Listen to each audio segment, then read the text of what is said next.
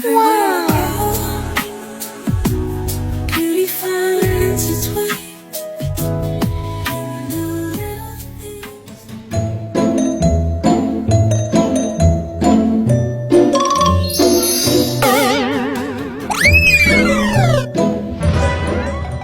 Thường thường như thế này đã có máy tỉa lông mũi di cúc cứu nguy.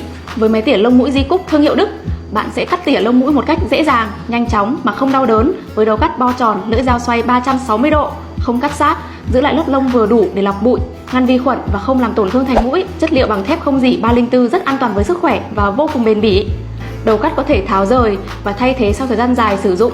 Máy sử dụng pin AA 1,5V, không cần sạc cồng kềnh, không lo chai pin, kích thước nhỏ gọn chỉ bằng 1/3 chiếc iPhone 16, dễ dàng mang theo mọi lúc, mọi nơi. Quan trọng, giá chỉ có hơn 100k mà còn được bảo hành lên đến 12 tháng, 1 đổi 1 trong vòng 30 ngày. Link ở góc trái màn hình, mua ngay kiểu hết nha. Ok, action. Everywhere I go